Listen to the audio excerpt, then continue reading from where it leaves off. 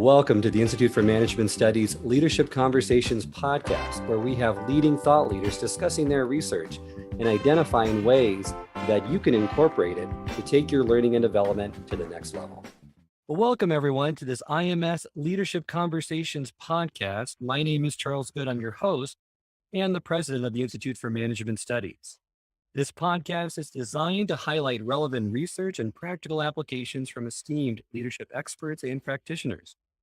Today, I'm delighted to be joined by Jake Jacobs, who has consulted with hundreds of organizations from Fortune 50 to nonprofits and has supported them in many change initiatives and directives. Everything from strategy implementation to culture change to mergers and acquisitions and leadership development. He also has written several books, including his latest bestseller, Leverage Change: 8 Ways to Achieve Faster, Easier, and Better Results. Welcome, Jake. Thank you for joining me on the podcast. Thanks so much, Charles, for having me. So I'd like to jump right in, and I love the analogy you use in the book with these 8 levers, and it comes from Aristotle, right? From his famous quote. And I'd love for you to kind of connect the dots for us to say, what made you use this analogy when talking about change management? Sure. So this comes from Archimedes, who was a 3rd century BC Greek mathematician. And as the story goes, in the olden days when Archimedes was alive, they would have competitions across the countryside for who was the strongest man, and they would test their strength by pushing boulders. And Archimedes, who was getting on in age at this point, would sit on the sidelines. And it was curious because everybody else was heaving these boulders, and they were very large men, young men. And Archimedes would sit on the sidelines and wait until the strongest man couldn't budge the boulder any longer. And then he would walk up and put a small stone right in front of the boulder and got a log, and then would use the power of leverage. He would use a lever to be able to move that boulder. And he always won the competitions. It was game over as soon as Archimedes showed up. And the reason was because he had the superhuman strength of leverage. So in my consulting career, I have always known that leverage was important. In fact, I commissioned an art piece that sits behind me in my office, a chalk drawing of Archimedes moving the world. And so I use this metaphor to say we can move our worlds in the arena of change by taking smart strategic actions. That leverage is about getting more done with less. And by that, I mean fewer hassles, headaches, and problems, which a lot of people associate with change, but also fewer resources, which gets a lot of people's attention because you spend less time spinning your wheels around change. You face less resistance when it comes to change. Change occurs faster when you use these 8 levers that I've identified, and each of them addresses a particular problem that I've heard clients, I've been doing this work 35 years, I've heard clients complain about these 8 particular problems for decades. And so I designed a lever to address each of those problems so that people who are trying to achieve results do so faster, easier, and better than they ever would have imagined possible otherwise. It's a great way of putting it. I love the metaphor that you use. So let's jump right into it and look at some of these levers in more detail. And I'd like to start out with the first one, that in today's society, things are changing more than ever. And I'm sure that many of our listeners can relate to the following statement: there is too much change. Right. Extraordinary amounts of time and care go into crafting these very delicate messages, framing the change in the right ways. And they list all of those details, right? All of those impacts that are positive, yet they ignore, well, what if it doesn't work? What are some of the concerns that people have? One of my favorite quotes is, change is hard because people overestimate the value of what they have and underestimate the value of what they may gain by giving it up.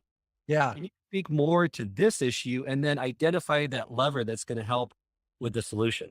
Yeah, absolutely. So in my world, clients talk about change fatigue, that they're inundated with the number of changes. And I love this because every year a new futurist comes out with a book and they say the next 10 years is going to have more change in it than the previous 100. And then you read the book and you think, wow, there's a lot of change coming. And then the next year rolls around and another futurist comes out with a book and says the next 10 years and so forth. So the amount of change isn't going away. And most organizations have two choices available to them. These are the organizations that haven't read the Leverage Change book yet. But the first one is you have a choice. If there's too much of something, then take something off your plate. Do less change. And this sounds like a really useful approach to the situation, except for one problem. And the one problem is people aren't just changing for change's sake. They're changing because they have to. They're changing because technology is changing, competition is changing, customer demands are changing. So doing less is really not a good idea. So then there's the second option, and this is by far the most popular in organizations today, which is push harder on the organization to accept the changes that you're trying to make. And so you try and force this on a system that's already at capacity. So what happens is that your change work suffers. It's not as effective, it's not as fast. People, in fact, put their heads down a lot of times and they wait, that this too shall pass. And if I can hang on long enough, I won't have to bother with the latest changes that are coming. And current performance suffers as well, because while you're trying to fend off all these changes, then you find I had a client say to me the other day, it's like, I'm in so many meetings about new ways of doing things. And my boss says it's not that different. And this client of mine said, but it is that different. It's about whole new ways of doing business. And it may not be different for that person, but it's certainly different for me and it's different for my team. So when we deal with change, what people normally do is they focus on the change. They pay attention to the change and they try and do the change well. And they come back to cases for change and, like you said, strategies and framing it right. And all of these are different techniques that we use to pay attention to change. And what we find is that people get anxious. They get nervous, they get anxious, there's conflict around it. And so when you have too much change, the last thing in the world you want to do is be talking more and more about it. I couldn't agree more. Yeah. So what we do is a paradoxical approach to change in the world of leverage change. And what we do is pay attention to continuity. Now, this sounds odd because we're trying to bring about change. Why are we paying attention to continuity? Continuity gives you clarity. It gives you confidence. It gives you conviction. All these things that give you firm ground to stand on as you take a leap into the unknown world of the future and of change, because we don't really know what's going to happen. Even our best laid plans, there are new realities that pop up and we've got to deal with those. So when you deal with continuity, it brings forward a different kind of energy. I've had a client that was sitting there overwhelmed by change. And I said, okay, let's make a list of all the changes in the organization. This was not a popular suggestion on my part because they were already overwhelmed. And they're like, why are we doing this? I said, trust the process, right? Favorite consultant lingo, trust the process. So we made a list of those changes. And as they made them, they slumped down in their chairs. Their voices got quieter. They literally were overwhelmed by what they were putting on the flip chart. I said, okay, now let's go to this other side of the room in this other flip chart. And let's write all the things that you're going to continue doing that you're already doing. But this time, make the list twice as long. And so as people started making this list, they sat up in their chairs. Their voices took on greater volume. They leaned forward. They started to feel like they were in charge of their own destiny again. So paying attention to continuity for me, Charles, is paying attention to the whole of reality. Change is one side of the coin, continuity is the other. And you can do this in really easy ways. So what are things that are about continuity in the organization? One of them is your vision and values. So when you talk about making changes, go back to those vision and values because those are something that people can count on. Go back and ask the question, what have we done well in the past that we need to continue doing in the future? Right? Because a lot of times when there's too much change, people drop the ball on what they've done well because they're trying to manage, right? They're juggling all these new things that are coming along. And so you miss some that you did well in the past and you end up not doing those as well. So by paying attention to continuity, there are a lot of benefits. And as I said, paying attention to continuity is paradoxical. It's not what most people are going to do They're going to pay more and more attention to change. And the more change you have, the more attention you think you need to pay to it. It's sort of a human reaction that I've got so much over here I've got to deal with. So put my attention there. What I'm saying is if you can take your attention and put it on continuity, change becomes much easier to deal with. I love that paradoxical approach. Even in getting those previous resistors, right, or troublemakers, and making them more celebrated as valuable contributors to. Absolutely. They're some of your best friends. If you're a leader and you're bringing about change, those so-called curmudgeons or troublemakers that are always bringing up, you know, one more item on the agenda. They've got a different point of view on the issue that everybody's just agreed to. These are your best friends because they see things differently and they cover your backside. They look for things and see things naturally that the rest of the group is blind to. So if you start talking about continuity, and this is as simple as conversations, emails, town hall meetings, if you spend a little bit of time at the beginning on continuity, and what needs to stick over time, people are much more ready to listen to what you're going to say about change. I love that. And I love the fact that this approach is being taken and it's just counterintuitive in some ways, but it makes a whole lot of sense. So we're Absolutely. living now in this change culture. Change is happening all the time. So the other big common issue I hear a lot is it's just taking too long. Right. So how do we get people to understand and to look maybe in the future more instead of just at the present to put it in the proper perspective? Yeah. So I don't believe the change is really at fault here. We can look and blame the change and say, well, it's taking too long and it's too complicated and it's too difficult. And well, yeah, maybe, but that's not going to really help you because you have change that needs to be made. So, how do you accelerate the pace of change? This is where this second lever comes from. And when we normally think about the future, we think about it as occurring at a later point in time. It's something that's going to unfold before us and we'll wait for it. So, we're in 2022. I may have vision 2025, and success looks like actually achieving the vision in 2025. When I say to clients, well, what does 2023 sound like if we were to achieve the vision 2 years sooner? And they're like, well, how could that possibly happen? And I say, it's a paradigm issue. Like all of these levers, we can see the world differently. We can be in the world differently. So this lever is called think and act as if the future were now. And what do I mean by that? I mean that if you get some picture of that future, rather than waiting for it to unfold before you, what I want you to do is reach out and grab some aspect of that future and start living it as if it were true here and now. And this comes from a guy who wrote a book way back in the 80s named Stan Davis. And he said, you need to manage in the future perfect tense of the verb. His book was called Future Perfect.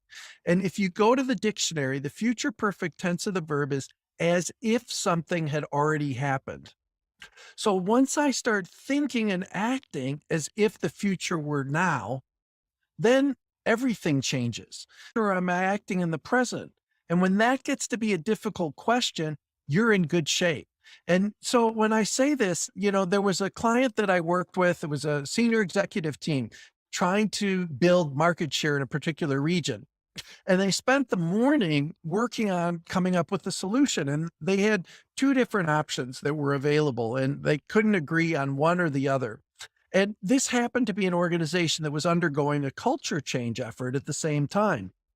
They wanted to be more participative. So I said to them, I said, listen, if we were to be more participative now, not something that we're going to work to get to in, 2, 3 years. And a lot of people who talk about culture change taking a long period of time. I'm not one of them.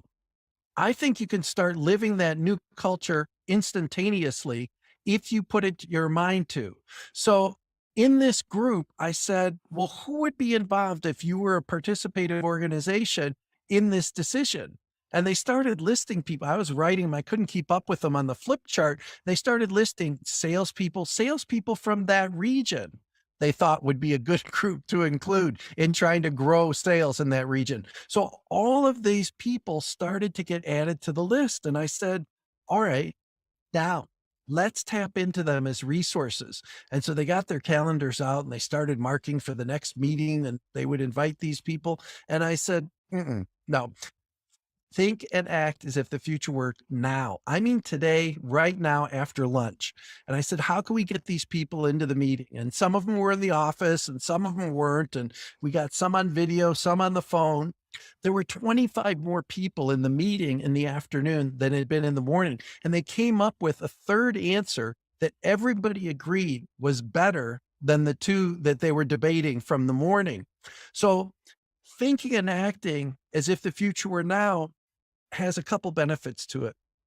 One of them is that change happens faster because I grab the future and bring it back. And when I say grab the future, you don't have to have the whole thing figured out. This is not painting the Mona Lisa. This is about getting a couple corners of that painting clear and grabbing hold and starting to live them today. The other benefit of it is that as people and organizations look to the left and right of themselves, they see people behaving in new and better ways of doing business. So if I look over at my colleague and I see that they're doing business in new ways, this whole thing about resisting change and is it going to happen and how hard and difficult is it and how long is it going to take? It's happening in the desk next to me. Right? I'm in a meeting and all of a sudden the leader of that meeting is behaving in ways that they said they wanted to in the future, but they're doing it in the present. So that makes it easier for a virtuous cycle. More and more people look around and they start seeing business done in better ways. More and more people see them. More and more people see them. So if you get an organization, and this can be a game that you can play in the organization, it's like, well, if we were serious about this change and we actually had it already implemented, how would that influence the decision that we're making right now? And the more and more people in your organization who ask that question, the faster and faster your change will take hold. That's great information. Love it. Love how it's going to increase the believability index, right? As more people take a hold of it in the current. This is exactly right. So that virtuous cycle is excellent.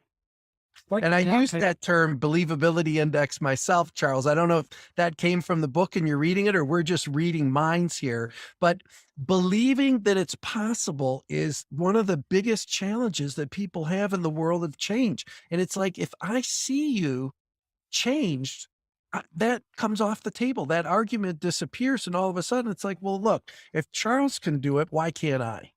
Right. Absolutely. Another quote that I love regarding change. And I think this was an old quote, but if you don't change the direction, you may end up going where you're heading, right? So people really don't realize it could happen and you could be going down the wrong path much farther than what you think. Yep. Love to change management's been around forever. There's companies that have done it successfully. There's ones that have really messed up that process. Look at the early 80s, British Airways, when they came off of being state run and their new chairman at the time, John King, came in to turn it around in 1981. He had axed close to 20,000 jobs. Yeah. And trying to get everyone on the same page was a monumental undertaking. But he did it. He did it successfully. Netflix, 1997, when they saw the streaming market coming up, Right. it'd be in more demand, they had to transition off of. Used to get those packages in the mail, right? Used to get your CD or your DVD in the mail, and that's what Netflix was. And now there are some people who wouldn't even remember that that was the business that they were in. And at first, it was a tough change. They had to position it the right way. There's a number that I pulled that stated after surviving a drop in subscription numbers and stock figures, Netflix grew from 23 million subscribers in 2011 to over 137 million in 2018. So they trusted their plan and it eventually worked, even though it required the company to shift gears pretty significantly. And then my favorite change management examples, because it seems that it's happening with this same company throughout time, is with Coca-Cola.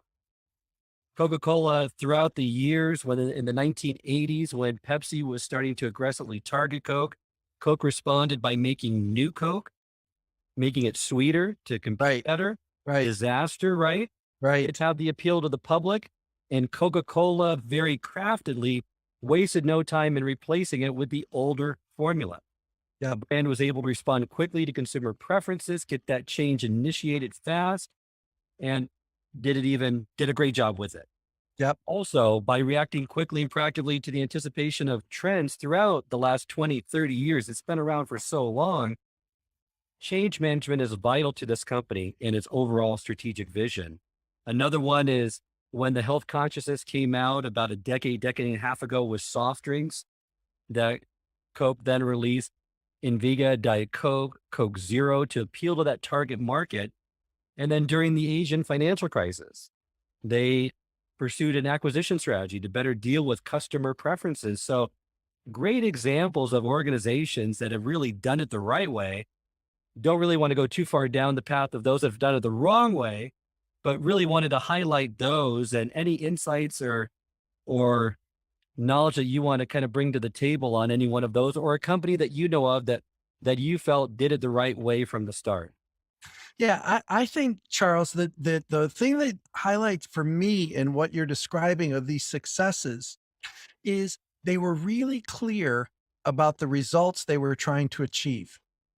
And they were the right results strategically. So I took a whole chapter in the book and I said, look, if you follow these levers, you will get faster, easier, better results. That's going to be a given. And if you're focused on the wrong results, if you're headed in the wrong direction, you can sink your ship faster, easier, and better than you'd ever imagine possible.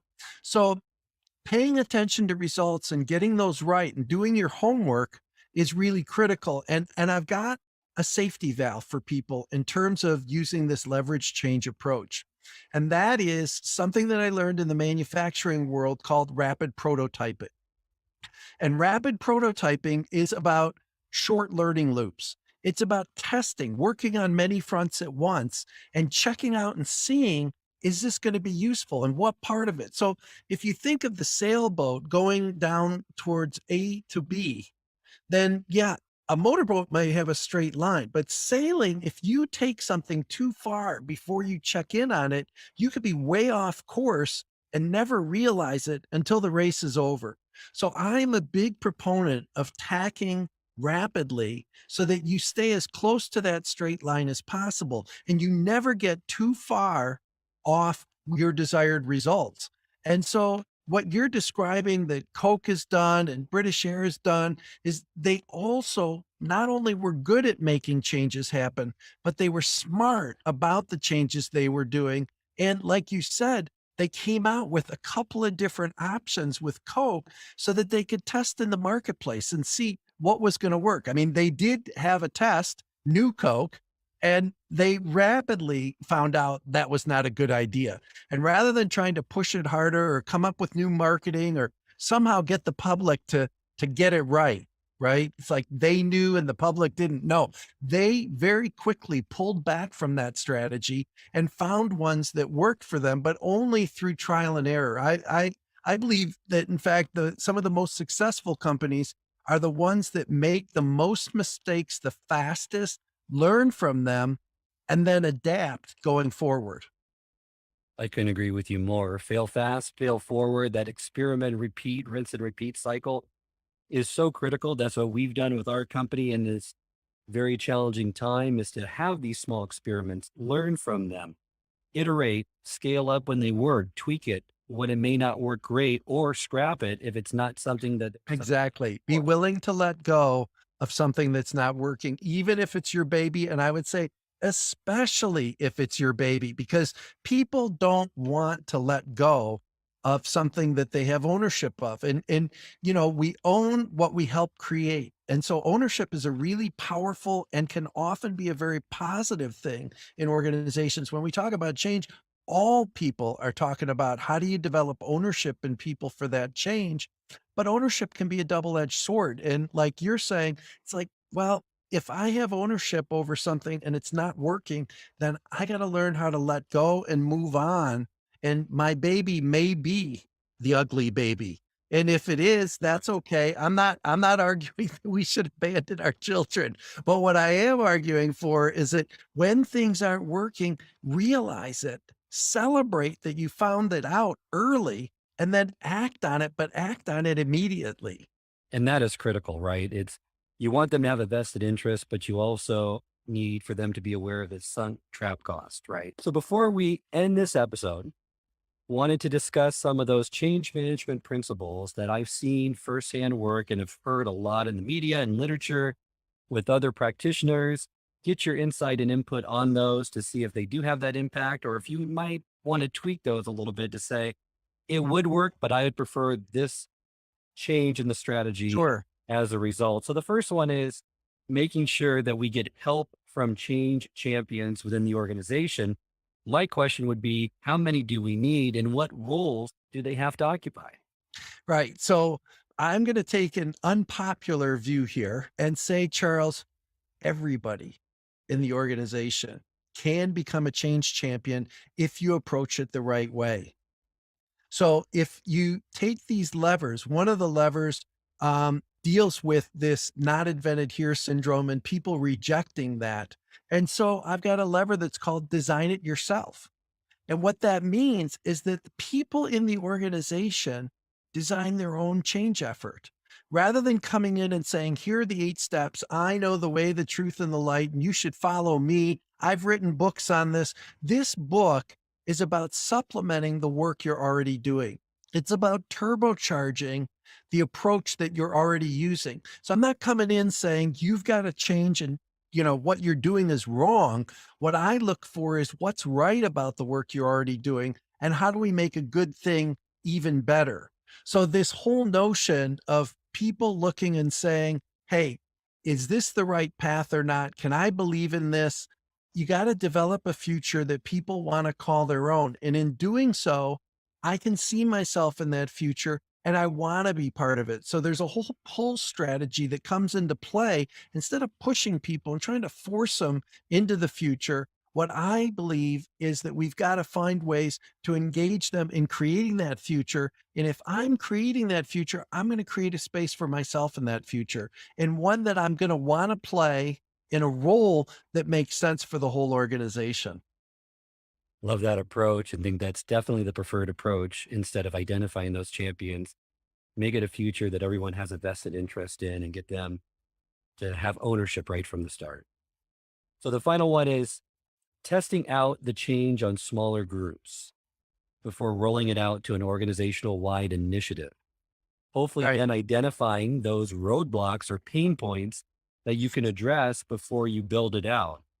Good strategy, or is there a more preferred or better approach? I'm going to say yes and. All right. So this rapid prototyping can be seen as piloting. Right. So it's like you can go out there and test several things at the same time. And in some people's minds, those are pilots. Now, personally, I have one issue with pilots, which is that when they're often done, they get a lot of attention, they get a lot of resources. Senior executives are paying attention to what's being done, how it's being done. You're under a microscope, and it's also has an unreality to it. It's like, that's not how business gets done every day in organizations, that they have extra resources and extra attention and they get on the senior executive agenda. So when I talk about this, I don't believe that getting a specific pilot set up in one part of the organization and feeding it all of the resources that the rest of the organization's not going to have available, I don't find that helpful. I find that that creates more mischief than good, right? Because the next group that goes after it isn't going to have that special attention and they're going to look for it and they're going to find out that they fall short. And then it's blamed on those people for somehow dropping the ball. But if you do the rapid prototyping, you can move on many fronts at once, but those many fronts at once are across the whole system. And I believe that if you change well, if you follow these levers and you pay attention to making sure that people have an opportunity to make a meaningful difference is another one of the levers. And when you have too much on your plate, then being able to make change work part of daily work can be really helpful. If you follow these levers, you don't have to worry about sectioning off some part of the organization and trying it and keeping a bubble around that part of the organization. You really can move across the whole system at the same time. And you can be trying different things, even in different parts of the organization, as long as we're headed to the same end result, as long as we're headed to the same preferred future. There's no problem with creativity and experimentation. Those are all about then looking and saying, well, what worked well about each of these approaches that we took, and how can we get the best of the best in moving forward? And I think that that is why I say yes. And I think that the pilot strictly seeing things as pilots can be problematic, but moving on many fronts at once, having more than one thing that you're undertaking in an organization, I think that's healthy. And I think that that's the way organisms have evolved. Living systems theory is one way of looking at organizations. And I think that that's what steps up for evolution in organizations to be able to move into the future is to learn. And the best way to learn is to try, but try more than one thing at a time to be able to learn from those rather than setting something up as an unreal expectation for resources, attention, and all those things I've been talking about. Love that prototyping approach to build a more inclusive change initiative for the entire organization. Great information. As we reach the end of this episode, I always like to end it with a call to action. If there's one thing, or what's the first thing that our listeners should start if they want to strengthen their change management muscles, or what lever would you recommend them looking into first? I believe that this second lever that we talked about, think and act as if the future were now, is the most unique of the levers and possibly the most powerful because speed is something that people care about and they have to care about in organizations today. So the problem is clear. The solution about changing your paradigm, changing the way that you see the world and saying, you know what? If that's the way I want it to be, then claim it, be that way now and make the difference for yourself and your team and your organization by not waiting for the future to unfold before you, but really grabbing hold and making it part of your present. And I have worked in, like you said, dozens of organizations, Charles. And once this starts to take hold as a cultural piece of the organization, when they start saying, well, wait a second, if we were serious about this and we were being in our future now, what criteria would we use for this decision? What people would be in the room for this conversation? How would I, as a leader, behave if I have this vision of myself in the future behaving in particular ways? Well, what does that look like if I bring it into the here and now? And that is a very powerful question. It's an easy question, it's a powerful question, and it's one that I've seen make a difference in organizations of all types for the last 3+ decades. I would agree, and I love that advice. So right now, let us know how they can get a hold of you, our listeners. And then if there's any books or resources, I want you to talk about your book as well, that you would recommend them to read or to reference in regards to change management. Sure. So you can find me at jakejacobsconsulting.com. That's my website. And if you go there, there's a free ebook download. And I would recommend that you start with this. What it's called is 27 Ways to Achieve Faster, Easier, Better Results Immediately. And what it has is for each of these 8 levers, we've covered a couple of them, but there's 8 in total. So even the ones that we didn't cover, you can look in this ebook and there are 3 or 4 ideas, very practical, roll up your sleeves, go do now ideas for you to take action in line with that lever. So just to give your listeners a quick example of this, if you look and you've got somebody resisting change and the change that you're trying to make in the organization, typically what we do is we call them troublemakers. I even had one client, Charles, that stopped inviting this guy to meetings because he caused so much trouble in the meeting. And they said, hey, we've solved the problem. We just don't have this guy show up to meetings anymore. And I'm like, No, this is not a good answer. You can't exclude the person who sees things differently. You got to make friends with these people.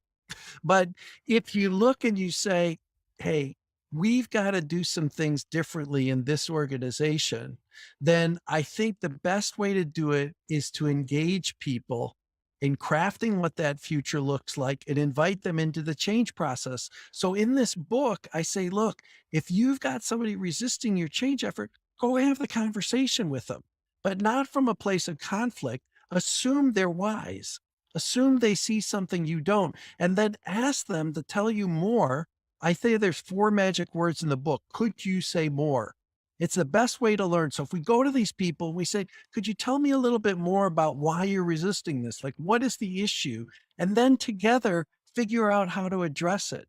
Trust these people that they're not actually sandbagging. They're not trying to create trouble. They don't wake up in the morning and say, how can I make this person's day miserable? It's not what gets them out of bed in the morning. So they care often as much as you do about the organization. They're just paying attention to different things. So these 27 ways are very concrete ways of going out and saying, you could take action on this, work in line with this lever, and get faster, easier, better results. And as the title of the book says, immediately. Sounds great and some great advice. And just for wanted to give another plug to your book because a lot of books in this space are theoretical, don't provide actionable advice, but your book has compelling stories and the examples bring these levers to life. And that's what's most refreshing about the book is having that actionable advice outlined in leverage change that supports everything from high profile industry wide change initiatives to small personal changes that Yeah. anyone might want to take. So I really enjoyed that about the book and about your approach. Thank you so much, Jake, for being a part of this episode of the IMS podcast. Thank you for having me, Charles. I really do appreciate the opportunity, and I love the questions, and I love the IMS and the work that you're doing in the world. I think it's terrific. Thank you, Jake. And this concludes this episode of the IMS Leadership Conversations podcast. You can send us your feedback at info@ims-online.com. If you'd like to subscribe to this podcast, it can be found on both Apple and Spotify. It can also be accessed on the Institute for Management Studies website at ims-online.com. And remember, until next time, it's not what you know, but what you do consistently that makes the difference.